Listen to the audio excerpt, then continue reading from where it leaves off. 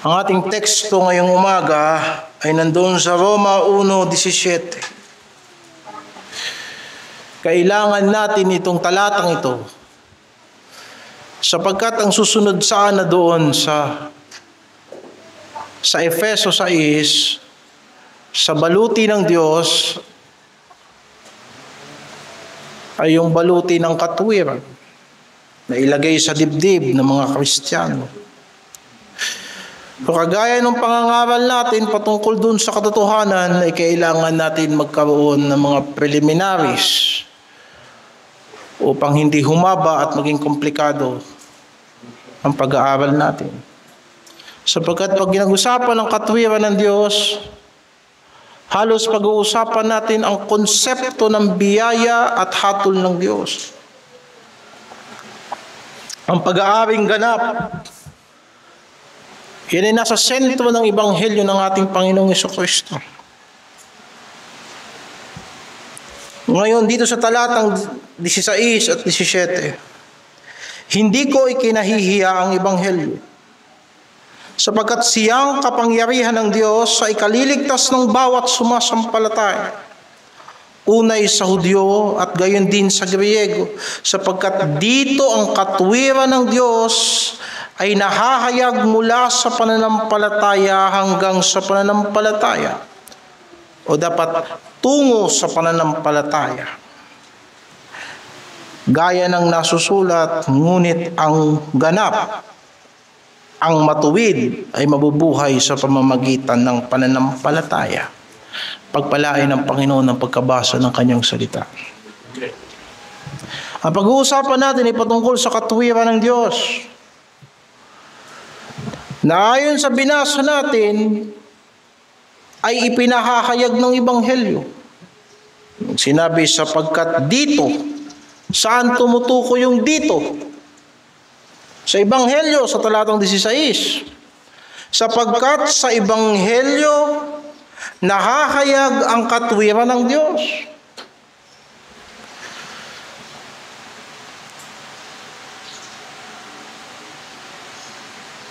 Ang tao dahil nag-iisip, hindi nauubusan ng katwiran. Ang tao lagi may pangangatwiran. Kahit sa anong manglarangan may pangangatwiran. Sa ibang salita, tinatawag na pagdadahilan. Sinasabi ng iba, pagpapalusot. At marami pang iba. Sa madaling salita, pangangatwiran. Maliwanag sa binasa natin na ang Ebanghelyo ay nangangaral ng katwiran. Hindi basta ang Ebanghelyo ay isang alamat o mga doktrina na dapat nating kabisaduhin upang tayo ay masabi nating parte tayo ng isang relihiyon o relihiyong Kristiyano. Maraming parte yun. Pero ang Ebanghelyo ay nangangaral ng katwiran. Ang Ebanghelyo ay nangangaral ng pangangatwiran sa tao. Ang Ebanghelyo ay nangangaral kung paanong masasabi niya na may buong pag-asa at katiyakan na siya'y matuwid sa harapan ng Diyos. Pag sinabi, ikaw ba'y matuwid? Ang sasagot ng Kristiyano, oo. At ang tanong ay, bakit? At siya'y mapapaliwanag, siya'y nangangatwiran. Ang Ebanghelyo ay nagbibigay ng pangangatwiran sa tao upang masabi ng tao na siya'y ligtas. Pangangatwiran upang mabuhay siyang ligtas. Kagaya ng nasusulat, ang matuwid ay mabubuhay sa pananampalataya. Sa panahon natin ngayon ay maraming nangangaral ng Ebanghelyo. At maliwanag sa banal na kasulatan na hindi lahat ng nangangaral ng Ebanghelyo ay nangangaral ng totoong Ebanghelyo. Kagaya ng sinasabi sa Galacia, na maraming pangangaral na kung papakinggan mo ay parang wala namang problema. Kaya lang, pinapasama nito ang tunay na Ebanghelyo. Galatia 1:6-7. Ako'y namamangha na kay dali ninyong magsilipat sa ibang ebanghelyo buhat sa tumawag sa inyo sa biyaya ni Kristo. Datapwat kahimat kami, talatang 7, na ito'y hindi ibang ebanghelyo, kundi mayroon ilan na sa inyo'y nagsisiligalig at nang-iibig na pasamain ang ebanghelyo ni Kristo. Kaya alam mo, hindi maaaring hahayaan natin ang ibang ebanghelyo na hindi na itutuwid. Alam mo, hindi po tayo nakikipagdebate, hindi tayo nakikipagtalo tungkol sa relihiyon. Pero ipinangangaral po natin na meron lamang isang tumpak na ebanghelyo. Sapagkat hindi man nila tayo debatihin at hindi man sila mananaig sa mga hinirang ng Diyos at sa mga niligtas na ng Diyos, napupulaan ang tuwid na doktrina dahil sa mga doktrinang mali. Nagmumukhang masama ang ebanghelyo ni Kristo dahil doon sa mga doktrina na hindi naman ayon talaga sa ebanghelyo ni Kristo. Ngayon, makikilala mo ang ebanghelyo sa pangangatwiran nito. Kasi nga sinabi sa talata na binasa natin, sapagkat dito nahahayag ang katwiran ng Diyos. Ngayon, ang tanong, anong klaseng katwiran ang ipinahangaral ng ebanghelyo? At yan ang aking pupuntasan ngayong umaga. Anong klaseng katwiran ang ipinahahayag ng ebanghelyo?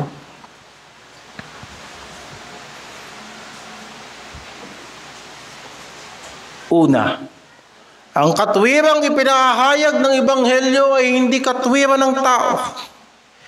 Ito ay katwiran ng Diyos, sapagkat dito ipinahahayag ang katwiran ng Diyos. Ang katwiran ng Diyos. Pinahahayag sa ebanghelyo ang katwiran ng Diyos. Madali mong maintindihan, kapatid at mga kapatid, na maliwanag na sinasabi sa aklat ni Tito na hindi tayo naligtas dahil sa sarili nating katwiran. Tito 3:5, na hindi dahil sa mga gawa sa katwiran na ginawa nating sarili. Dalawa lang pala. Kung hindi ayon sa katwiran ng Diyos, ito ay katwirang pansarili ng tao. Anong klaseng pangangatwirang sarili ng tao na sa pamamagitan ng kanyang sariling gawa ay maaari siyang maging matuwid sa harapan ng Diyos? Hindi po yan ang katwirang ipinangangaral ng ebanghelyo. Ang katwirang ipinangangaral ng ebanghelyo ay ang pangangatwiran ng Diyos. Dapat nating maunawaan yan. Dahil ang mga maling aral, meron lamang isang pagkakaparehas. At ito yun, na ang kaligtasan ay depende sa tao. Kahit anong relihiyon, pare-parehas lang. Nagkakasundo yan sa mali. Na mas importante ang pangangatwiran ng tao kaysa sa pangangatwiran ng Diyos. Hindi ganyan ang ipinangangaral ng ebanghelyo. Hindi sinabi doon, sapagkat sa ebanghelyo ipinahayag ang katwiran ni pastor. At hindi sinabi nga sa ebanghelyo ipinahayag ang katwiran ng mga baptist. No. Hindi ko ikinahihiya ang pagiging baptist ako. Sa akin doktrina, baptist ako. Sa tradisyon na dala-dala ko, baptist ako. Kaya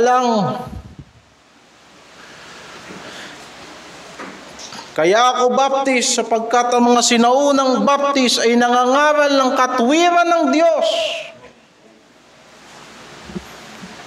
na malayo na sa nakikita natin sa kasalukuyan ngayon. Na ang mga tao nagre-react na lamang sa pagsamba sa Diyos at paglapit sa Diyos. Ayon na lang sa kanyang isip, ayon na lang sa kanyang damdamin.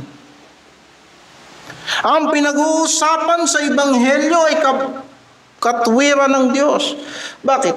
Sapagkat ang katwiran ng Diyos ay manifestasyon ng kanyang kabanalan. Basahin natin sa awit 145. Awit 145, talatang 17. Psalms 145 verse 17. Ang Panginoon ay matuwid sa lahat niyang daan at mapagbiyaya sa lahat niyang mga gawa. Makikita mo na ang pagiging matuwid ng Diyos ay nanggagaling sa kanyang natural na hindi pagkakamali. Isa pang talata, Isaias 5:16. Isaias 5:16. Ngunit ang Panginoon ng mga hukbo ay nabunyi sa kahatulan, at ang Diyos na banal ay inaring banal sa katwiran. Kung ang Diyos ay banal, sa makatuwid, ang Diyos ang pamantayan na kung ano ang tama at mali.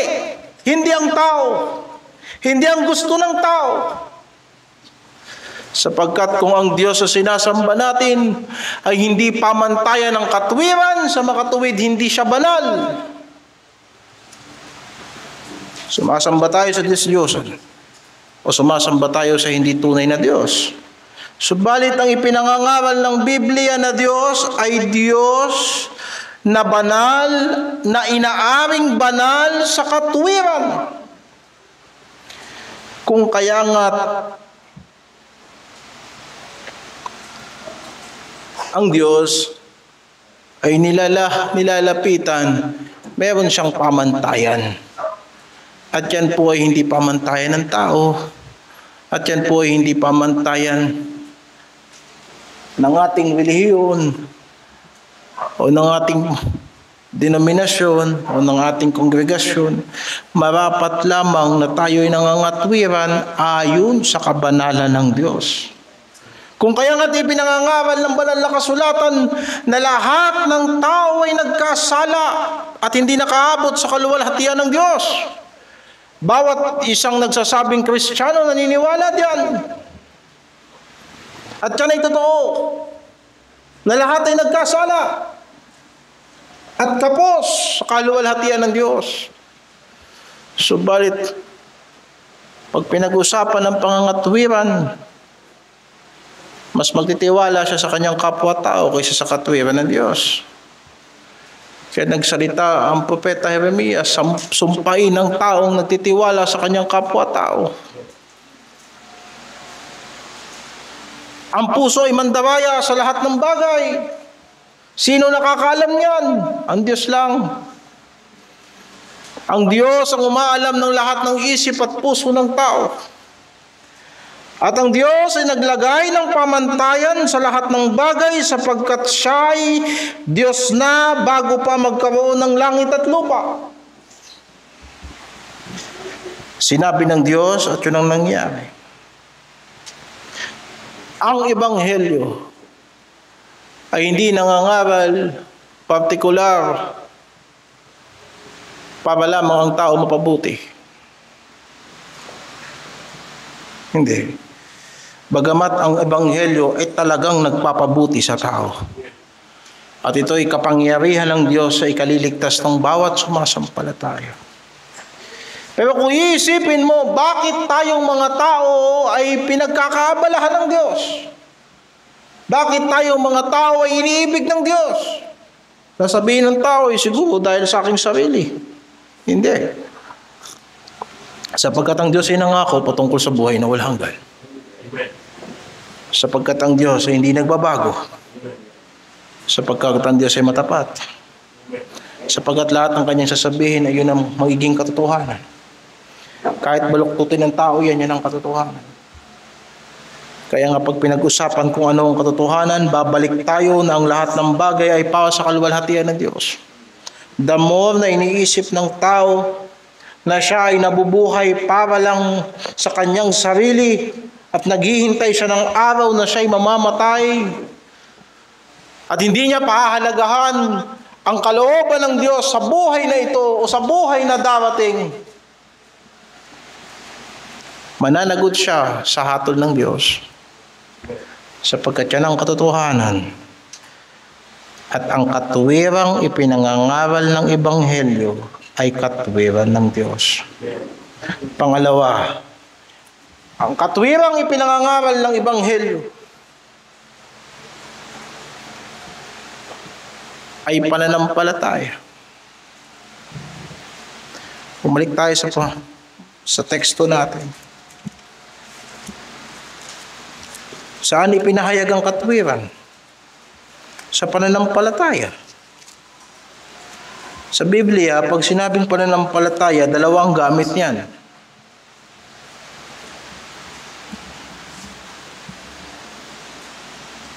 Sa talatang 17, may kita mo, sapagkat dito ang katuwiran ng Diyos ay nahahayag saan galing?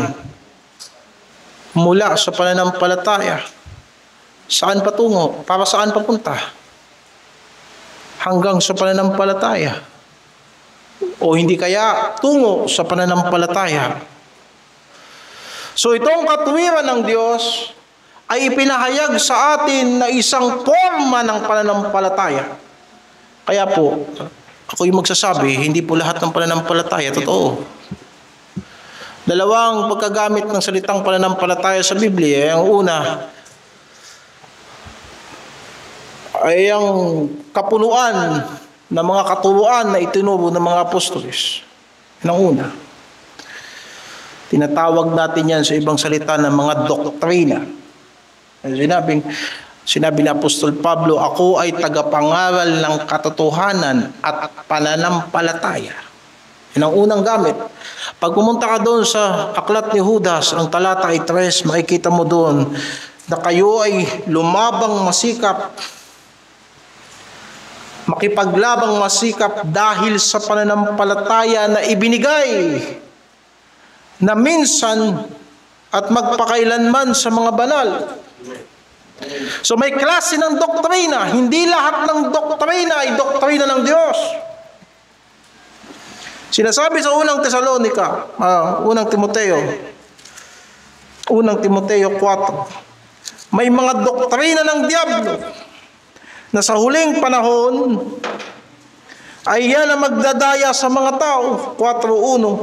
Ngunit hayag na sinasabi ng Espiritu, unang Timoteo 4:1, na sa huling panahon ang iba'y magsisitalikod sa pananampalataya. Kita mo yung salita doon. May klase ng doktrina na ipinahayag si Kristo na tinuro niya sa mga apostoles.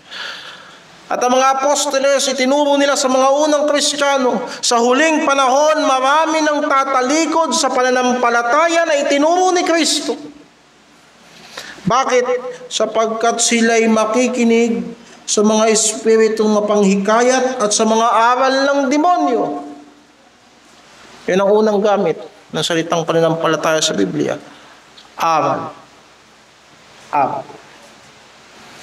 Tumanggap ka ng pananampalataya.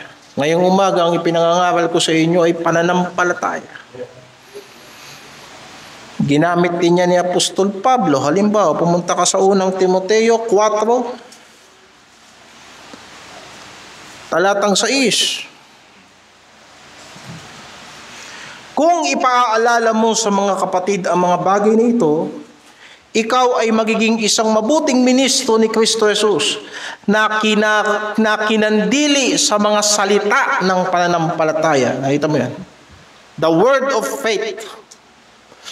Kapag ka Pinalalahanan mo mga kapatiran, ika ni Apostol Pablo kay Timoteo, na sa huling panahon, hindi lahat ng doktrina tama, hindi lahat na may hawak na Biblia ay talagang sa Diyos.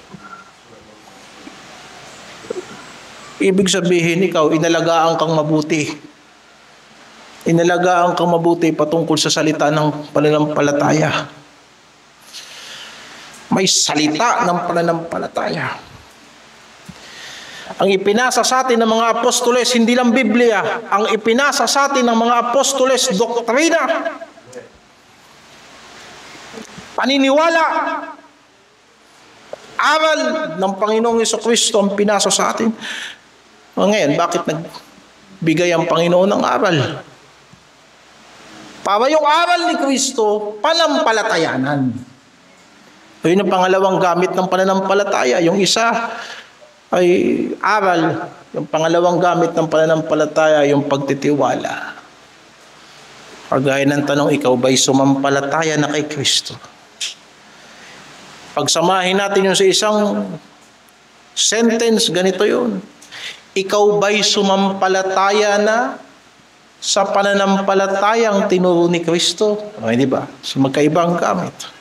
Kaya nung sinabi ni Apostol Pablo do sa Roma 1:17, sapagkat ang katwiran ng Diyos ay nahayag.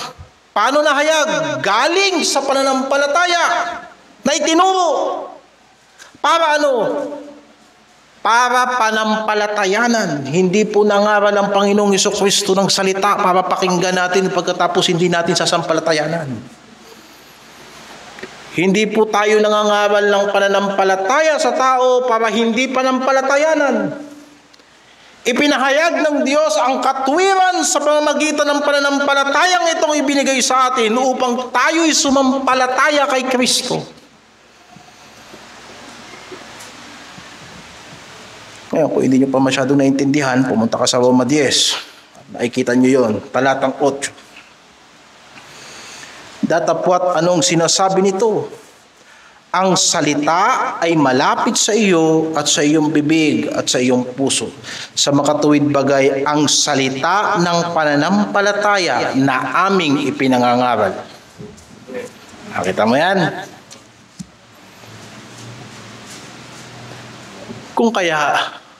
Kung paanong ipinahayag mula sa langit ang puot ng Diyos, ipinahayag naman mula sa mga doktrinang ito ang katwiran ng Diyos upang manampalataya tayo sa Panginoong Hesukristo.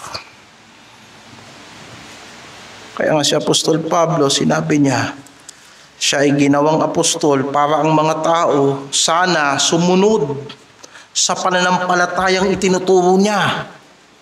Doon din sa Roma 1:5, sa pamamagitan niya ay tinanggap namin ang biyaya at pagkaapostol sa pagtalima sa pananampalataya sa lahat ng bansa dahil sa kanyang pangalan. Kaya po, ang Ebanghelyo, hindi po yan kalat-kalat na talata. May forma yan. Ang pananampalatayang itinuturo ng Ebanghelyo, alam niyang simula, alam niyang katapusan niyan. Ano pa't sinabi ni Apostol Pablo sa mga taga-Efeso, hindi ako nag-atubili na ituro sa inyo ang buong panukala ng Diyos. Iyo kagaya na isang mangangaral na yung mga talata talon-talon. Mapakinggan mo, mukhang magaling talaga sa Biblia. Pagka nagtanong, Biblia ang sasagot. Kaya lang walang sistematikong aral. Sa madaling salita, walang buong doktrina. Sa Ebanghelyo na itinuro sa atin, yung mga importanteng aral nandoon, sino ang Diyos, ano ang Diyos, anong kapangyarihan ng Diyos, importante yan, sapagkat kung hindi mo kilala ang Diyos, makaka-apekto yan sa doktrina mo sa kaligtasan. Bakit tayo naniniwala na ang Ebanghelyo hindi gawa ng tao? At ang kaligtasan ay hindi gawa ng tao, sapagkat naniniwala tayo sa Diyos na gumawa ng lahat ng bagay kahit nung panahong wala pang tao. You see? Sabihin mo isang nangaral ng Ebanghelyo, kailangan mo ikaw pagsikapan mong maligtas. Sapagkat kung hindi mo pagsisikapang maligtas, hindi ka maliligtas. Ay tanungin mo, may imposible baga sa Diyos na iligtas ka? Wala. Ibig sabihin, kaya ng Diyos maligtas ng walang gawa. Hindi pwede. Magulo ka. Magulo. Hindi kompleto ang pananampalatayang dala mo. Ang aral mo makalat. Diba? Alam mo, hindi natin pinipilit ang tao maniwala na hindi niya naintindihan. Pagka sinabing si Kristo ang tagapagligtas, ipapakilala ko sa iyo ang buong Kristo. Ano ang pananampalataya ng mga apostoles tungkol kay Kristo? Nandyan yan. Pagka pumunta ka dun sa Roma 1, makikita mo si Jesucristo, talatang 3, tungkol sa kanyang anak na ipinanganak sa binhi ni David ayon sa laman, ipinahayag na anak ng Diyos na may kapangyarihan ayon sa Espiritu ng kabanalan, sa pamamagitan ng pagkabuhay na maguli ng mga patay, sa makatuwid bagay si Jesus sa Kristo na Panginoon natin. Importante yun. Kaya alam mo, pagka dalawang katangian ng ating Panginoong Jesucristo, aral yun pananampalataya yun dalawang kalikasan niya. May nagsasabi sa Jesucristo tao lang, yun ang pananampalataya nila. Mali, sapagkat si Jesucristo Diyos. Si Apostol Pablo mismo nagturo, si Apostol Pablo, si Kristo Diyos. Nakasulat 9:5 ng Roma. Kaya kahit anong gagawa ng mga kapilya nila, kung hindi nila nakita yan sa banal na kasulatan, na itong Jesucristo, ayon sa laman, subalit Diyos na maluwalhati, magpakailanman. Tapos nilagyan, siya nawa. Isipin mo. Nag-amen pa ang apostoles. Amen. O kita mo, hindi lang yan basta, hindi lang niya sinabing si Kristo ay Diyos. Yung sinabi niya, pinagdiin-diinan niya nang ito'y kanyang sinangayunan din. Purihin ang Panginoon. Pero hindi ka maniniwalang si Jesucristo ay Diyos, walang kaligtasan. Sapagkat yang pananampalataya mo ay dapat nakaayon sa tuwid na pananampalataya. O anong itinuturo ng Ebanghelyo? Lahat ng relihiyon magkakaparehas? Hindi. Kung ang relihiyon na kung ang Ebanghelyong pinanghahawakan ng tao na lahat ng relihiyon pare-parehas, maling relihiyon ng maling Ebanghelyo ang kanyang tinanggap. Diba? Binasa natin kayo na sa Galacia. Sinabi pa nga ng apostol, pag hindi ka parehas na Ebanghelyong itinuro namin sa inyo, huwag niyong tanggapin. Hindi ba? Hindi pa iparehas.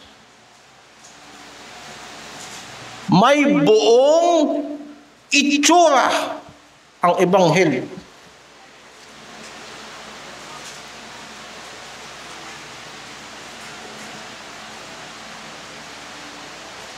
Marami nangangaral ng Ebanghelyo na walang pagsisisi. Hindi tayo parehas na Ebanghelyo. Sapagkat si Jesucristo mismo nagsabi, magsisi kayo at sumampalataya sa Ebanghelyo. May nagsasabi na hindi importante ang pagpapabautismo sa mga tunay na naligtas. Mali. Hindi nga po nakapagliligtas ang bautismo at maliwanag sa banal na kasulatan yan. Pero yan ang unang manifestasyon ng lahat ng sumampalataya kay Kristo, nagpapabautismo. Yan ang buong Ebanghelyo. So sabihin, mahalaga tumanggap kay Kristo. Kasi mapakalat-kalat sa sanlibutan, bahala ka na dyan, basta tumanggap ka na kay Kristo. Hindi yan ang Ebanghelyong tinanggap ng mga apostoles.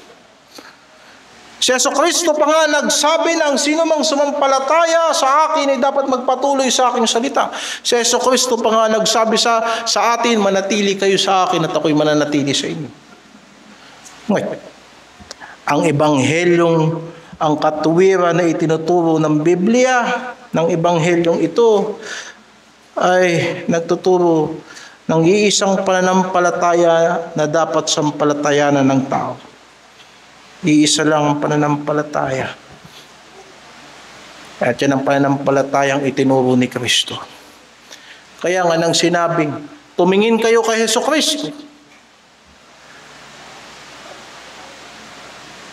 na siyang pangulo, na siyang umpisa ng inyong pananampalataya. Bakit? Sapagkat lahat ng doktrina natin, yung doktrina ni Kristo. Kaya nga meron tayong sinasabi, pag bago ang doktrina, siguradong mali yan.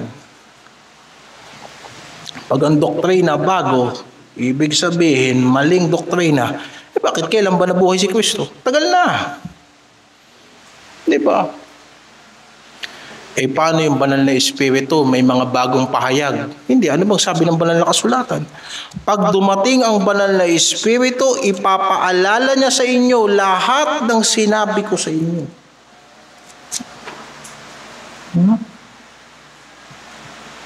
Basahin natin sa Juan 14:26. Ano kung may nagsasabi ako, meron akong bagong pangitain. Meron akong bagong pangitain, kinausap ako ng banal na espiritu kagabi. At meron akong bagong aral. Anong sabi sa'yo? Basta bago to eh. Ay, mali. Bakit? Pag dumating ang banal na espiritu, wala siyang ituturong bagong doktrina. Anong ituturo niya? Talatang 26. Datapwat ang mga aliw sa makatuwid bagay ang Espiritu Santo, nasusuguin ng Ama sa aking pangalan, siya ang magtuturo sa inyo ng lahat ng mga bagay at magpapaalala ng lahat na sa inyo'y aking sinabi. Ano sabi? Anong sinabing? Banal na Espiritu. Anong ipinapaalala niya?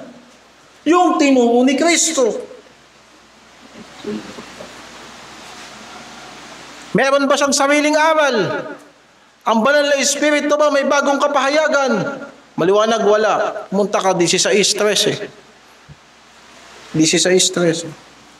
Gayunman, kung siya, ang Espiritu ng katotohanan ay dumating, ay papatnubayan niya kayo sa buong katotohanan, sapagkat hindi siya magsasalita ng mula sa kanyang sarili. Ang liwanag niyan. Hindi ko naintindihan bakit may nagtayo ng bagong relihiyon. Hindi ba? Kapag ang ebanghelyo galing sa isang sugo, mali na agad. Bakit? Bakit kailangan ka pa magsugo? Mayroon pa bang higit kay Kristo? Si Kristo lang sugo sa huling panahon. Hebreo 1:3, nakasulat yun. Wala nang ibang 1:2, wala nang ibang isinugo maliban sa anak ng Diyos.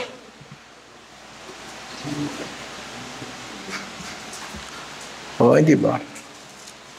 Kapag ang ebanghelyo galing sa propeta,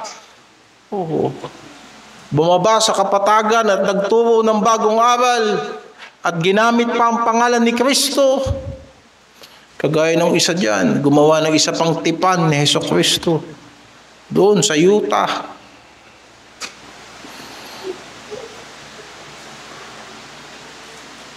Gumawa ng isa pang tipan.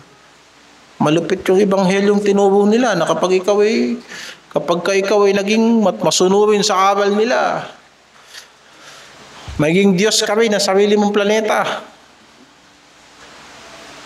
Yung mga Mormons yun, tinutukoy ko. Hindi ganun na yung pinangaral ng mga apostoles at lalong si Kristo, walang sinabi nun. Sumunod kayo sa akin, bibigyan ko kayo ng planeta. Walang ganung aral. Maraming Pilipino nag-Mormon. Bakit? May mga pogi doon, Amerikano, pogi. Hindi ba? Mahirap.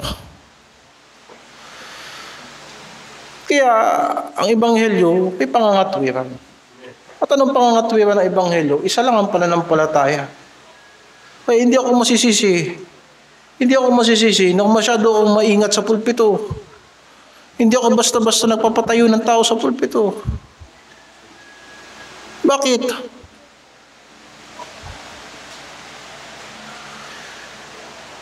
Pag nagkaiba tayo ng pangangatwiran, delikado yun.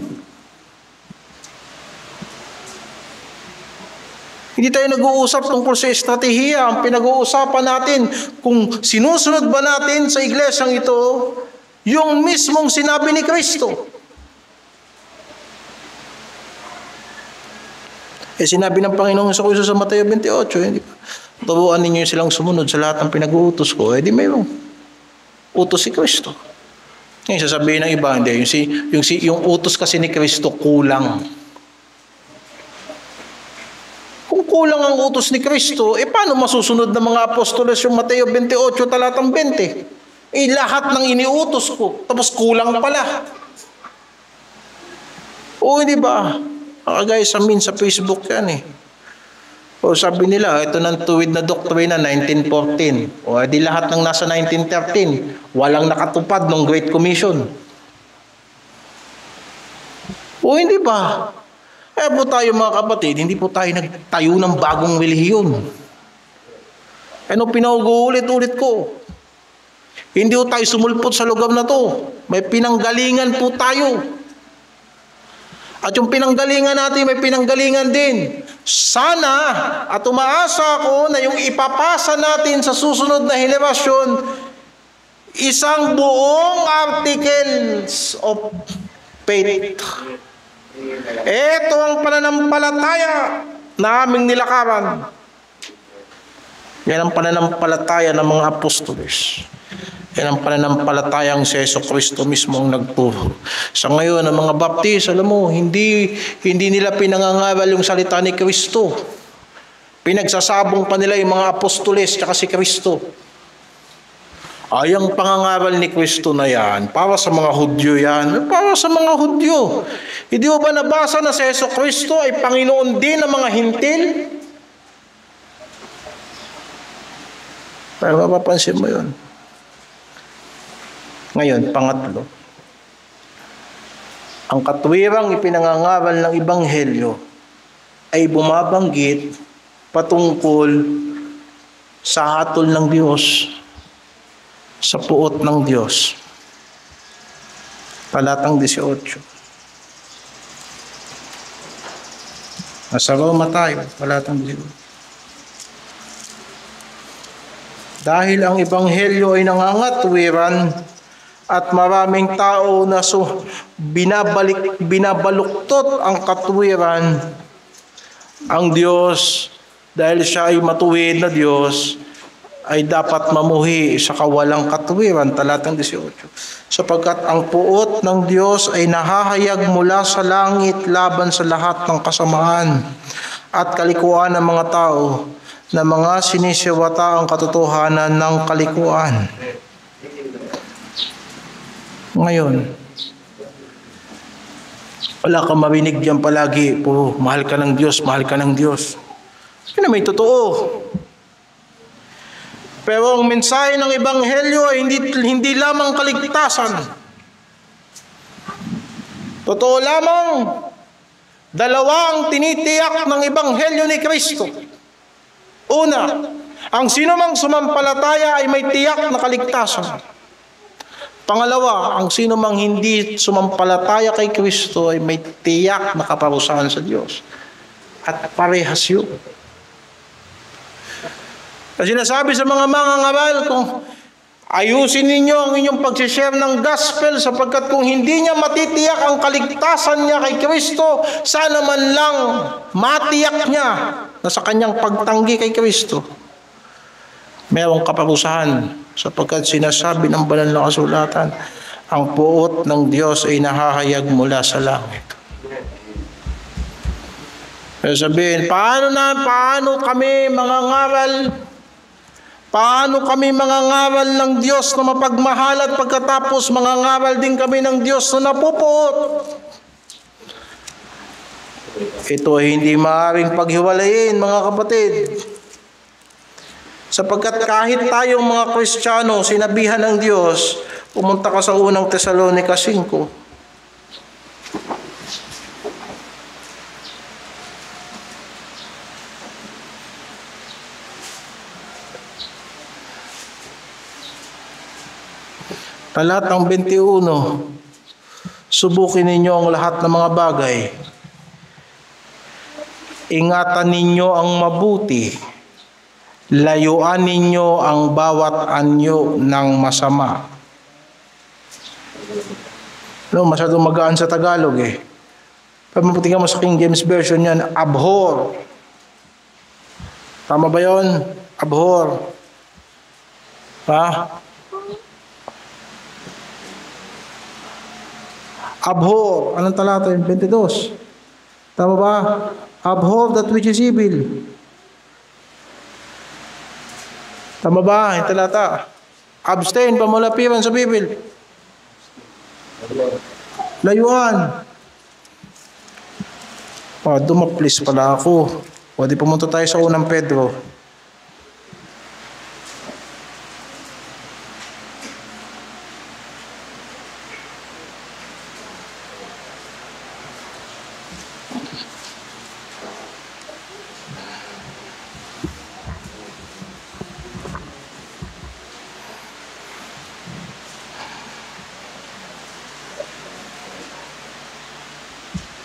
Basahin natin doon sa talatang unang Pedro 3. Talatang 10. Sapagkat ang magnais umibig sa buhay at makakita ng mabuting araw ay magpigil ng kanyang dila sa masama.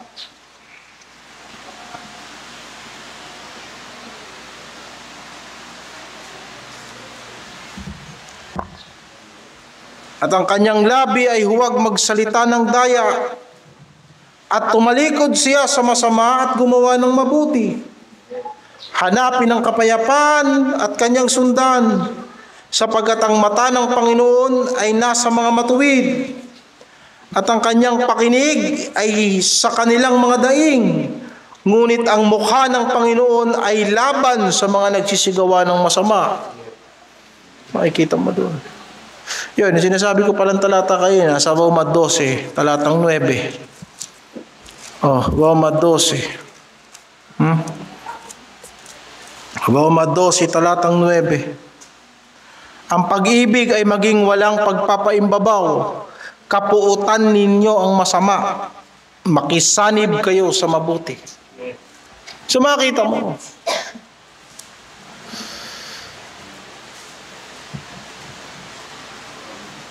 Anong talong na pinag-uusapan natin kanina? Paano ang Diyos na banal at mapagmahal ay nagpapahayag ng kanyang kapuutan? Siyempre, ang pag-ibig ng Diyos ay walang pagpapaimbabaw. Kagaya na tinuon niya sa ating mga tao, kayo pag magmahal kayo, huwag kayo magpagpakunwari. At paano yung pag-ibig na hindi nagkukunwari? Anong sabi doon? Mapuot kayo sa masama. Hindi ang Diyos napupuot sa masama. Pero ang Diyos kampi sa mabuti. Kaya hindi yan contradiction sa Ebanghelyo.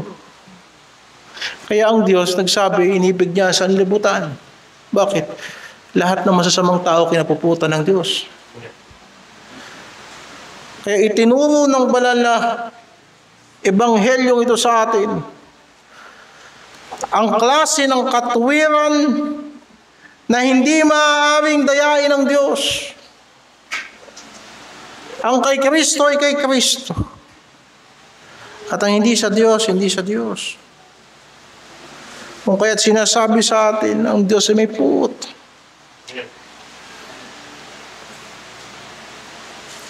Kung anong iniasik ng tao, yun ang kanyang aanihin.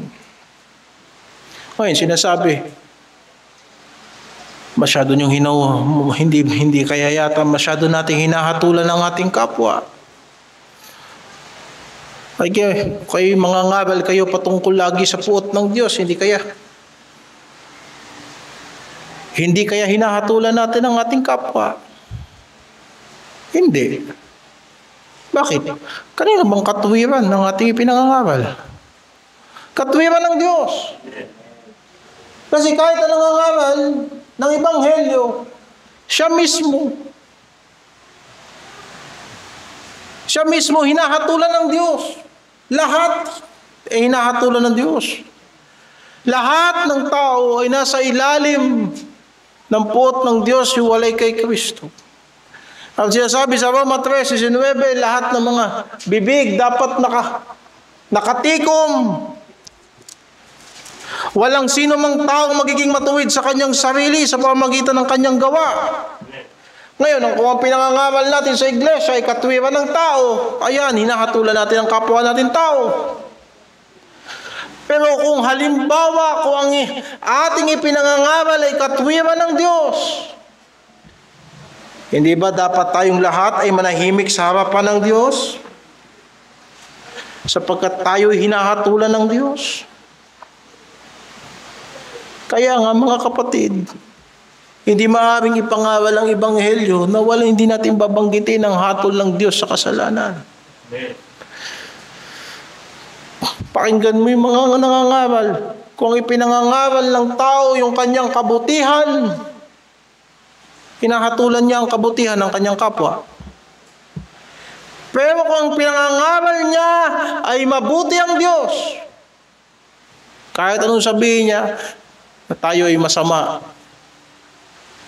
hindi tayo hinahatulan ng tao. Hinahatulan tayo ng Diyos na mabuti. At yan naman ang dapat nating isipin. Sapagkat hindi dapat natin hinahamak ang kabutihan ng Diyos. Roma 2:4. O hinahamak mo ang kayamanan ng kanyang kabutihan at pagtitiis at pagpapahinuhod na hindi mo nalalaman na ang kabutihan ng Diyos ay siyang umaakay sa iyo sa pagsisisi. Datapwat ayon sa iyong katigasan at sa iyong puso, hindi nagsisisi ay nagtitipon ka sa iyong sarili ng puot sa karawan ng kapuotan at pagpapahayag ng tapat na paghukom ng Diyos. Diba? Sabihin ng tao, mahal ako ng Diyos, kaya magpapatuloy ako sa kasalanan. Hindi. At minamahal ka ng Diyos at binibigyan ka niya ng pagkakataon, pero sigurado rin ang puot ng Diyos. Kaya niya tayo binibigyan ng pagkakataon na upang magsisi tayo. At makilala natin si Jesucristo. At maintindihan natin ang daan ng Diyos, ang katuwiran ng Diyos sa pagpapawalang sala. Kung makikilala ng tao sa Jesucristo na mensahe ng Ebanghelyong ito, walang matuwid, wala kahit isa. Si Jesucristo ang matuwid. Si Kristo ang matuwid. At kung paulit-ulitin natin sa sanlibutang ito, na walang sino man ang magiging sakto sa katuwiran ng Diyos, hiwalay sa biyaya ng Diyos, nakakatisod dyan sa sanlibutan. Kahit maging sa mga taong nagpapakilalang Kristiyano sila.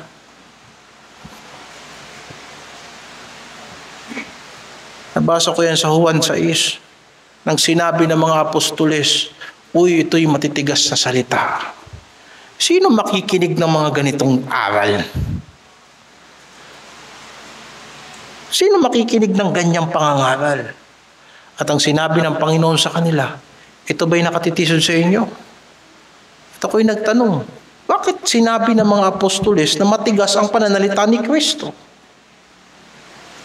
At pag tinignan mo yung konteksto, sapagkat sinabi ni Kristo na walang makalalapit sa Ama sa akin maliban na ilapit ng Ama.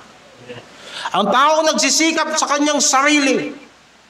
Akala niya sapagkat marami siyang ipinaglingkod sa Diyos ay tinanggap siya ng Diyos. Hindi. At yun ay nakakatisod sa modernong sensibilidad ng tao. Ang tao lagi nagbibilang ng kanyang kabutihan. Kung gagawa ko ng 10 kasamaan, gagawa ko ng 10 kabutihan, tabla-tabla na. Hindi ganyan ang katuwiran ng Diyos. Maaaring bibigyan ka ng Diyos ng gantimpala sa 10 mabuting ginawa mo, pero paano yung 10 masamang ginawa mo? Anong mangyayari doon?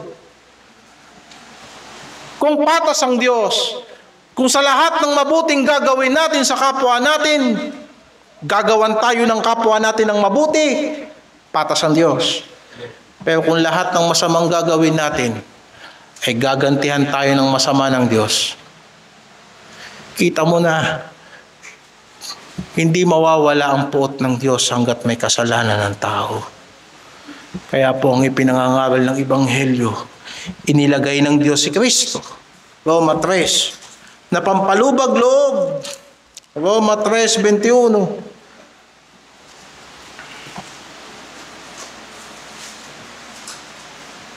Datapwat ngayon, bukod sa kautusan, hiwalay sa kautusan ay ipinahayag ang isang katuwiran ng Diyos na sinaksihan ng kautusan at ng mga propeta.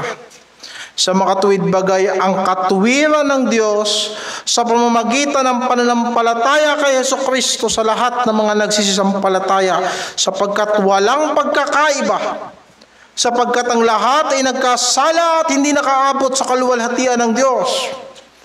Kaya pala tayo walang pagkakaiba, Hudyo, Griego, makasalanan. Ngayon, 24, palibhasa'y inawing ganap na walang bayad sa pamamagitan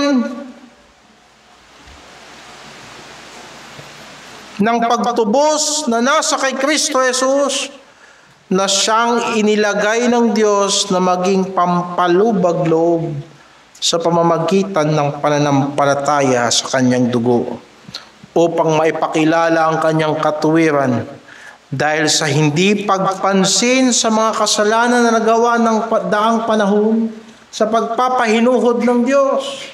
Sa pagpapakilala ay aking sinasabi ng kanyang katuwiran sa panahong kasalukuyan, upang siya ay maging ganap at taga-aring ganap sa may pananampalataya kay Kristo.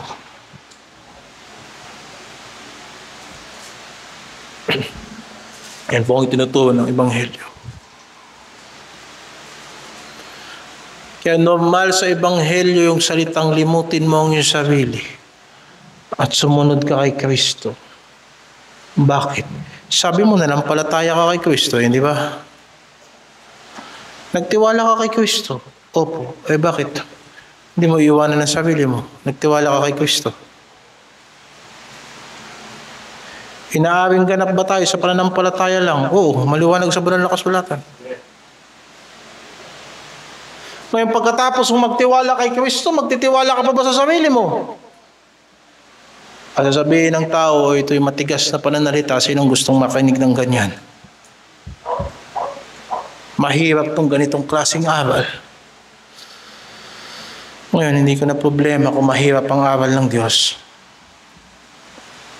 Hindi trabaho ng pangangaral na pag-aanin ng mensahe,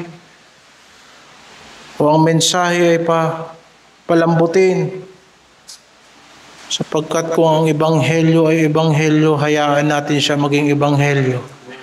Kung babaguhin natin ang Ebanghelyo, baka imbis na maganda ang balita ng Diyos, pumangit pa ang balita ng Diyos.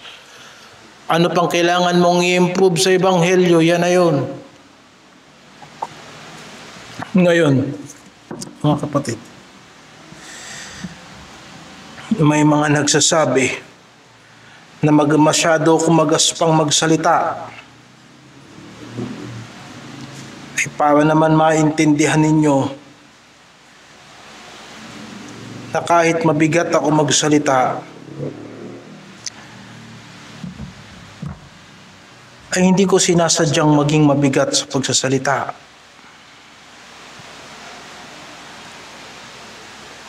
Sapagkat hindi ko naman dinadaan ang pangangaral sa pasigaw-sigaw. Normal lang itong pagsasalita ko. Hindi ko dinadala ang pangangaral sa pamura-mura.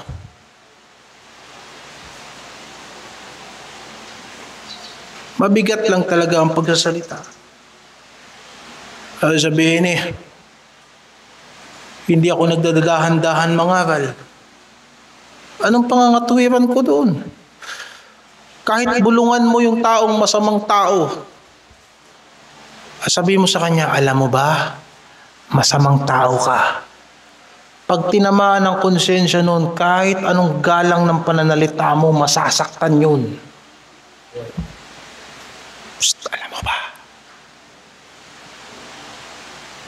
mandurugas ka. At tinamaan ng konsyensya nun, kakaladkawin ka nun sa labas, tapos babatuhin ka hanggang mamatay. Hindi ba ganyan na nangyari kay Esteban sa talatang 7, sa kabanata 7 ng Gawa?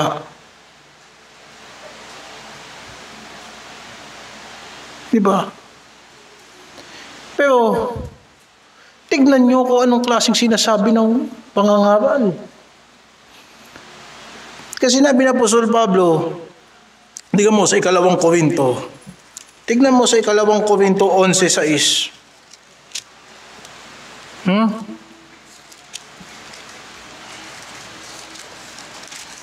11:6. Datapwat, bagaman ako'y magaspang sa pananalita, gayon may hindi ako sa kaalaman. Diba? Magaspang ako magsalita. Hindi ko pinipilter yung sinasabi ko. Bakit? Nang sinasabi sa banal na kasulatan Kung paano yan isinulat sa banal na kasulatan, hindi ko pagagaanin yan. Bakit? Sapagkat anong silbi na maayos ang pananalita mo pero wala sa kaalaman ng Diyos. Kaya mas pipiliin ko pang sabihin na ako'y magaspang magsalita, pero tignan nyo sa banal na kasulatan nyo kung yung sinasabi ko ay wala bang kaalaman.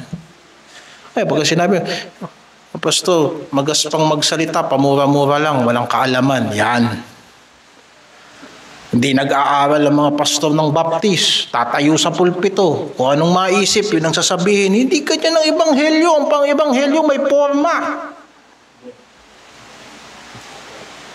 Hindi kanya ng ibang aral. Magtingin ka sa banal na kasulatan kung ganyan mangaral ang Panginoong Jesucristo. Tignan mo ang mga apostoles kung ganyan mangaral. Hindi. Magaspang tayo magsalita sapagkat sinasabi ng ilan walang preno. Pero, tignan mo sa banal na kasulatan kung yan bang nakasulat. Di ba? Yung bang katuwiran ng Diyos ay mababali sapagkat nasaktan ng sino man sa atin? Mali na ba ang Diyos kasi nasaktan ka? Mali na ba ang Diyos sapagkat nasaktan ako? O hindi. Mas mabuti pa nga yun na masaktan ako na tama ang Diyos upang makilala ko ang aking pagkakamali. Sapagkat nasusulat ang matuwid, ang bukas, ang hayag, ang pagsaway, mas mainam pa sa nalihim na pag-ibig. Open rebuke is better than secret love. Sinasabi ko mga bagay na ito sapagkat paano natin aakayin ng tao, hihimasin natin siya sa kanyang pagiging makasalanan? Hindi. Sapagkat maliwanag sa banal na kasulatan na ang puot ng Diyos ay nahahayag sa lahat ng gumagawa ng kasamaan. Subalit sa ganung bagay, sasabihin ko rin, kung gaano kasigurado na may impyerno, ganon din kasigurado na may langit sa bawat sumampalataya kay Kristo. Napakaliwanag. Liwanag sa banal na kasulatan. Na yung mga sumasamba sa Diyos-Diyosan, itatapon ng Diyos sa lawa ng apoy. Paano ako iisip ng salita na hindi nakakasakit sa tao ay nakasulat? Nakasulat nakalagay sa banal na kasulatan, yung mga lasinggero, hindi magmamana ng kaharian ng Diyos. Iisip ako ng salita na hindi makakasakit sa tao? Nakasulat. Ngayon sasabihin, magaspang ka magsalita. At gagayahin ko, sinabi ni Apostol Pablo, kahit na magaspang ako sa pagsasalita, hindi nyo pwedeng sabihin na hindi ko alam ang laman ng Biblia. Hindi naman ayon sa kaalaman. Upang sa ganoon, hindi tumayo ang inyong pananampalataya sa tao, kung hindi sa kapangyarihan ng Diyos.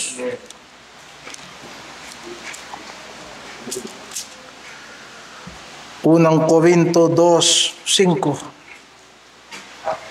o 2:4. Ang aking pananalita at ang aking pangangaral ay hindi sa mga salitang panghikayat ng karunungan kundi sa patotoo ng Espiritu at ng kapangyarihan, upang ang inyong pananampalataya ay huwag masalig sa karunungan ng mga tao, kundi sa kapangyarihan ng Diyos.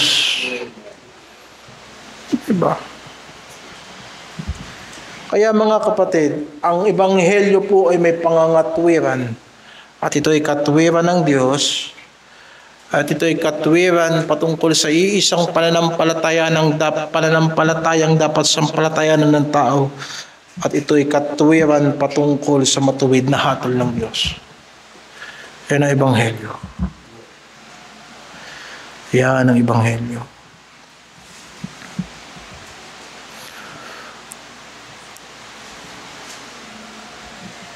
Kung pa man pinipilit natin maging magalang sa lahat ng tao. Kung tayo ay mapipintasan sa ating kawalan ng galang, ay nagsisisi tayo. Pero kahit kailan hindi ko pinagsisisihan yung mga bagay na ipinangaral ko, lalo na't nakasulat sa banal na kasulatan. Hindi. Nakasulat eh. Sapagkat sabi nga ng mga apostoles, dapat bang sumunod ako? Kayo magpasya, sino bang dapat sundin? Ang Diyos o ang tao? Ngayon, patungkol sa doktrina, nakasulat sa banal na kasulatan, sino ba dapat ang magpasya? Sino ba dapat ang magsabi ng masama at mabuti? Diyos ba o tao? Sino ba dapat ang magpasya pag pinag-usapan ng tama at mali? Sino ba dapat ang magpasya? Ang Diyos ba ang tao? Pag sinabing paraan ng pamumuhay, sino ba dapat ang maggabay sa tao? Ang Diyos ba o ang tao? Okay, huwag natin sabihin maka-Diyos tayo. Sumusuway tayo sa Diyos. Kaya nga sinabing maka-Diyos. Di ba? Maka-Diyos. Kaya po ipinangangaral na kailangan ng bawat taong makilala si Kristo. Kung meron sa inyo hindi niyo pakilala ang Panginoong Jesucristo, kailangan niyo siyang makilala. Sapagkat kung sabihin, sumasampalataya ka ba kay Kristo? Eh kahit po mga demonyo, sumasampalataya kay Kristo. Totoo nga yan. Hindi pinagdududahan ng diablo si Kristo. Siguradong sigurado ang mga demonyo kay Kristo. Nanginginig pa. At nagsabi, Jesus, ipapaligpit mo na ba kami? Ipapatapon mo na ba kami doon sa kalaliman? Kita.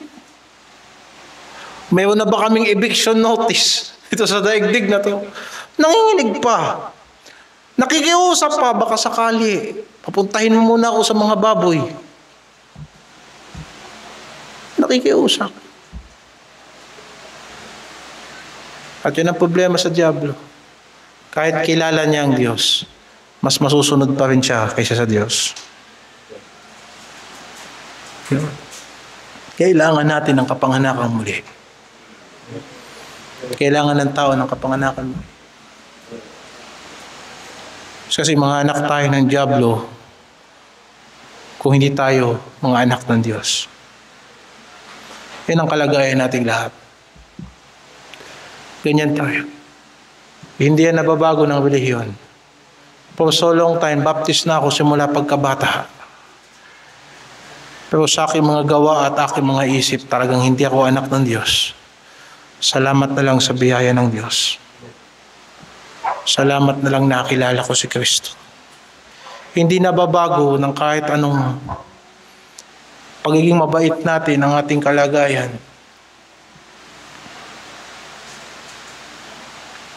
May kasabihan, nabihisan mo man ng unggoy, unggoy pa din. Kahit ang anak ng diablo, kahit pumunta sa simbahan at magsumamba sa Diyos, anak pa rin niya ng diablo. Ngunit sinasabi ng banal na kasulatan, yung sumampalataya kay Kristo, yung tumanggap kay Kristo. Sino ba si Kristo? Ano dapat siya sa buhay mo? Anong magagawa ni Kristo para sa iyo? Kung tatanggapin mo yan ng buong puso, ay binigyan ka ng karapatan na maging anak ng Diyos. Ang sinasabi na Ebanghelyo. Ngayon, anong katotohanan nito mga sinasabi ko? Una, kailangan tumibay tayo sa Ebanghelyong ipinangangaral natin. Delikado sa panahon natin ngayon. Delikado. Mas mabuti pa na lagi niyong tatanungin, saan mo nabasa yan sa banal na kasulatan?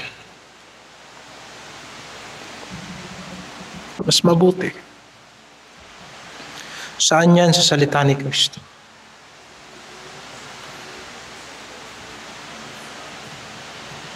Kaya, bakit tayo nag-iimbita ng tao? Para ba umanib sa atin? Kailangan marinig nila ang mga katotohanan ito. Kailangan marinig nila. Kailangan maunawaan nila. Kailangan meron sila magkaroon sila ng buhay sa Diyos. Bakit tayo nagpapatuloy? Kasi may banal na Espiritu na tumutulak sa atin, bumubuo sa atin, lumubuo sa iglesia. Kung bakit hindi tayo basta-basta nadadala ng mga hiyap sa sanlibutan. Kasi sabihin natin, hindi tayo nabubuhay, si Kristo nabubuhay sa atin. Okay, hindi mangyayari yan kung hindi dahil sa Ebanghelyo. Kaya mga kapatid, yung mechanic sa pagbuo ng iglesia na sa Biblia, kung mananampalataya lang din naman tayo sa Diyos, dapat ibatay na natin sa pananampalataya. Batay natin sa pananampalataya.